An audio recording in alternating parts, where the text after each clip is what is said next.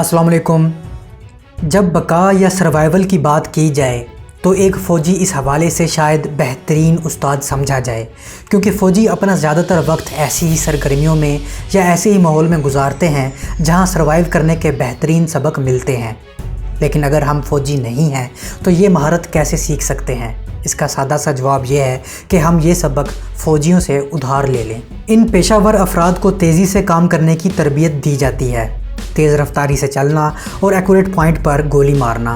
इससे भी अहम बात यह है कि इन्हें यह सिखाया जाता है कि नेचर में पाए जाने वाले मवाद को मुख्तलिफ़ हालात में बचने के लिए कैसे इस्तेमाल किया जाता है।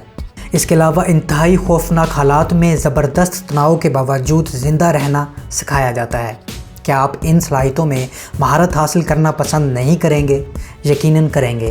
तो वो कौन सी बेहतरीन मिलिट्री स्किल्स हैं जो आप सीखना चाहते हैं ताकि एक्सट्रीम कंडीशन में सर्वाइव कर सकें?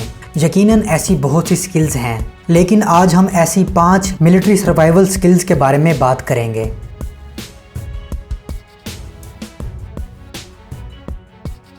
फ़ौज जानती है कि जिस्म को रिहाइड्रेट किए बगैर ज़िंदा रहना नामुमकिन है। सर्वाइव करना भी इनमें से एक है। आपको लाजमन सीखना चाहिए कि बियाबान में जिस्म को जान देने वाली चीज़ को कैसे तलाश करें। आप अपने साथ पानी ले जा सकते हैं, लेकिन ये कुछ ही दिनों में ख़त्म हो जाएगा। इसके बाद आपको अपनी ज़रूरियात की फ़राहमी के लिए नेचर पर डिपेंड करना पड़ेगा। हमेशा याद रखें, पानी का एक छोटा सा कंटेनर अपने साथ रखें। अगर पानी ख़त्म हो जाता है तो आप शबनम के कतरों से पानी इकट्ठा कर सकते हैं, फलों और पौधों से, पत्थरों की दरारों से, 2 शाखों वाले दरख्तों से इकट्ठा कर सकते हैं जहां बारिश का पानी ठहर जाता है। अगर आपको पानी फिर भी नहीं मिलता तो आप परिंदों के बिहेवियर से पानी का अंदाज़ा लगा सकते हैं, क्योंकि बहते हुए पानी पर परिंदों के सर्कल में उड़ने का रुझान होता है, क्योंकि वहाँ पर इंसेक्ट्स की मौजूदगी भी होती है। आप इंसेक्ट्स की डायरेक्शन को फॉलो करके भी पानी ढूंढ सकते हैं। आपने देखा होगा कि अक्सर शहद की मक्खियाँ और चींटियाँ एक लाइन में चलती हैं या एक ही डायरेक्शन में चलती हैं। ज़्यादातर हम उनकी तरफ तवज्जो नहीं देते, लेकिन इन इंसेक्ट्स की सिमत पर अमल करना पानी ढूंढने का एक मुनफरिद तरीका है। उन कीड़ों पर गहरी दिलचस्पी दें जो किसी दरख्त के तने में किसी सुराख में जाते हैं। ज़्यादातर केसेस में शहद की मक्खियाँ और चींटियाँ दरख्त के तनों के सुराख में से पानी खींचती हैं। अगर आप इस तरह पानी ढूंढ लेते हैं तो आप प्लास्टिक ट्यूबिंग या खुद साख्ता डिपर से पानी ले सकते हैं, और अगर आप ये नहीं कर सकते तो सुराख में कपड़ा डालें और ये कपड़ा पानी जज़्ब कर लेगा, और फिर आप इस कपड़े को निचोड़ कर पानी हासिल कर सकते हैं।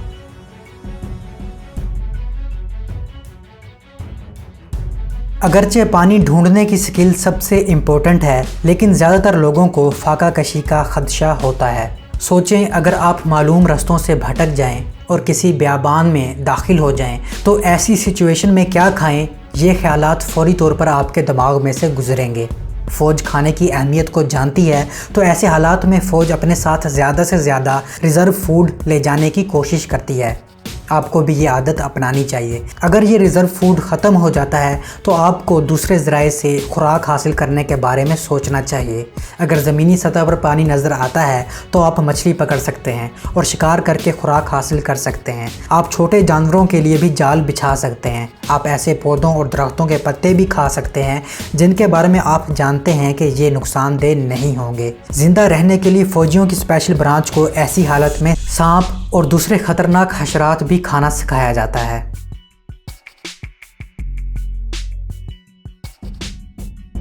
अगर आप किसी जंगल या सहरा में हैं तो किसी भी किस्म के शेल्टर के बगैर आप हाइपोथर्मिया के ख़तरे से भी दो चार हो सकते हैं। इसके अलावा जंगली जानवर आपको फाइंड आउट करने की ज़रूर कोशिश करेंगे जब आप उनकी टेरिटरी में दाखिल होंगे। अगर आपके पास गन है तो आप इन्हें डरा सकते हैं, लेकिन गन चलाने से आप मज़ीद ख़तरे से भी दो चार हो सकते हैं, क्योंकि ये दूसरे ख़तरनाक शिकारियों या जानवरों को आपकी लोकेशन बता सकती है। ये सही है, हमेशा ऐसे सफ़र पे अपने साथ टेंट या ट्रैप ज़रूर रखें, लेकिन अगर हादसाती तौर पर ऐसी सिचुएशन का शिकार होते हैं तो आप जंगल में दस्तयाब मवाद को शेल्टर के तौर पर इस्तेमाल कर सकते हैं। आप शेल्टर के लिए दरख्त की शाखें, दरख्त के औज़ार, झाड़ियों और दीगर पौधों का इस्तेमाल कर सकते हैं।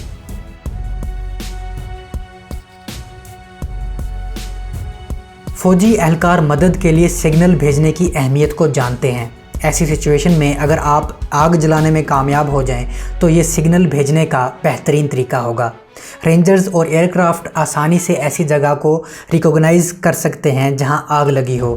آپ کو یہ انشور کرنا ہوگا کہ آپ نے یہ سگنل اس طرح ہی بھیجا ہے جسے آسانی سے پہچانا جا سکے۔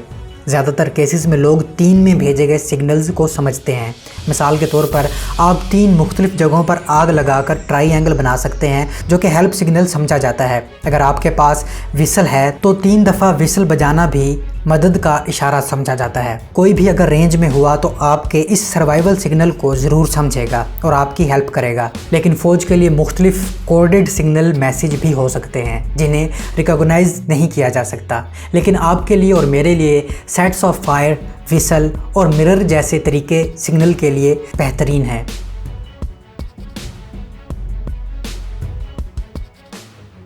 صرف اسی وجہ سے کہ آپ اپنا راستہ کھو بیٹھے ہیں اس کا مطلب یہ نہیں ہے کہ آپ کو راستہ تلاش کرنا بند کر دینا چاہیے۔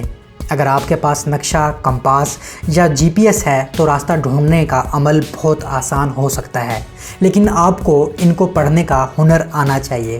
ان نیویگیشن ٹولز کی کمی کے باوجود ایک فوج نیچر کے دیے گئے سگنلز کو پڑھ کر ڈائریکشن ڈھونڈ سکتی ہے۔ اس حوالے سے سورج اور نارتھ سٹار محفوظ اور قابل اعتماد انڈیکیٹرز سمجھے جاتے ہیں۔